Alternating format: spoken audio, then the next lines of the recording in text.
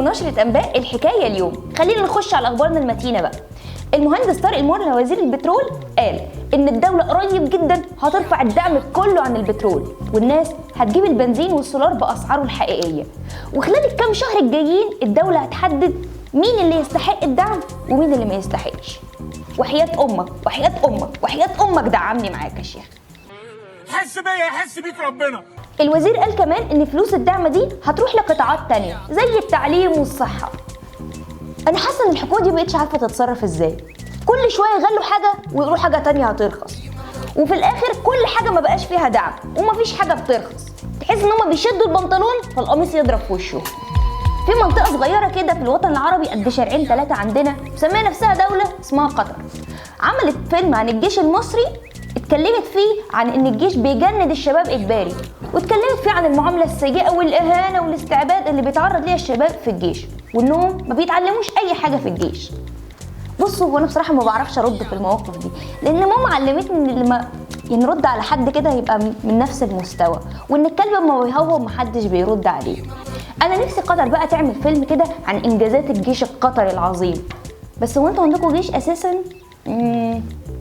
انتوا كده كده مش هتحتاجوه، وانتوا غالبا بلدكم كلها كده عباره عن قاعده عسكريه، قاعده كده ها عسكريه امريكيه. يحيى زنانيري رئيس شعبة الملابس باتحاد الغرف التجارية قال إن الفترة اللي فاتت دي أسعار الهدوم زادت 50% بس. وكمان بيبشرنا أبشر يا تيمور إن أسعار الهدوم هتزيد الأيام الجاية لحد ما توصل 100% ويمكن أكتر. يا لهوي! يعني أنا أعمل جمعية وأقبضها الأول عشان أجيب الجاكيت اللي عاجبني يعني، ولا أعمل بحث اجتماعي، ولا أعمل إيه؟ طب قولوا لي. طيب يعني اخد الجاكيت بالتقسيط، اخد كمين وزعبوط يعني كدفعه اولى، ولا اكنس عليكم السيده وادعي عليكم دعوه ولي حق جاه النبي تستجاب فيكم يا رب. ربنا ينفخ في خدكم ويسلخها يا رب بحق جاه المصطفى. الجمعه اللي فاتت دي كانت الجمعه البيضاء في مصر، ودي الجمعه اللي بتقرر فيها اغلب الماركات انها تنزل اسعارها للنص ويمكن اكتر، وكانت زحمه وتقطيع والمولات كلها كانت مليانه خناقات، وتحس كده كانهم كانوا ماشيين في الشارع وفجاه هب عليهم احمد موسى فقالوا يعملوا الواجب معاه.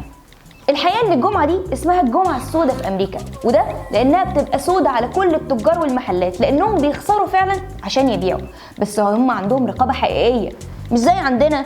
اسمها الجمعه البيضاء عشان بتبقى بيضه ومزهزهه كده على التجار اللي بيبيعوا الحاجه للناس بنفس سعرها ويمكن اكتر، والمهابيل كتير. الفنانة هالة فاخر قالت إن البلد بتمر بظروف صعبة وعصيبة، وإننا لازم كلنا نتكاتف عشان نعدي الأزمة، وإننا عندنا أيدي عاملة كتير تقدر إنها تعمل المستحيل، وإننا لازم نسف التراب كلنا. الحقيقة أنا مستغربة إن كل فنان دلوقتي بقى بيطلع يقول لنا إن إحنا لازم نتعب ونشتغل وإن العيب فينا إحنا ويشيلنا هم أكتر من همنا. حاضر حضرتك، إحنا على فكرة إحنا بنسف تراب على طول، ده إحنا أبطال العالم في السف. حضرتك بقى جربتي تسف تراب ولا هو غلط على المعده؟ انا عندي مغص مدهش جدا. سما المصري بعد ما اداره مهرجان القاهره السينمائي اتبرت من دعوتها كادتهم كلهم، وراحت حفل ختام المهرجان وفي ايديها دعوتها، وقالت لهم لما الصحفيين سالوها مين اللي اداك الدعوه قالت لهم تامر امين، وده طبعا بعد ما تامر نفخها وقال انها رقاصه لا مؤاخذه. سما طبعا ما سكتتش وقالت له على الاقل انا فنانه فمحسوبه على الفنانين، انما انت اعلامي خريج سياحه وفنادق تبقى محسوب على ايه؟ يا تامر يا امين البس عشان خارجين. بتحطي نفسك في مواقف بايخه.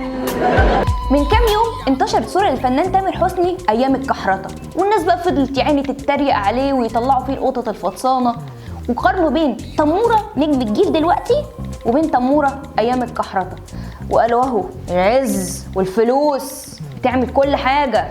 انا ما بحسدش يا خالد، انا بنقي بس. الفنان تامر حسني طلع ورد على الصوره وقال انها صورته فعلا، وقال انه فخور جدا انه قدر يغير من نفسه من واحد فقير مش لاقي اي حاجه ولا عنده عيله لاكبر ناجح في الوطن العربي وفي العالم كله، ودعا الشباب انهم بدل ما يتريقوا عليه يحاولوا يحققوا حلمهم زي ما هو حقق حلمه. الحقيقه انا متعاطفه جدا مع تامر حسني، خصوصا ان الاختلاف بين الصورتين كبير فعلا، بس في حاجتين اساسيين ما اختلفوش، حواجبه وشعر صدره. خلصنا، يلا باي باي بقى. اني اما اجري حته طويله شويه عشان انا بحب اجري. يليوي. خبر عاجل، ظهور نوع جديد من الزومبيز وهو ينتشر الآن على كوكب الأرض بأكمله.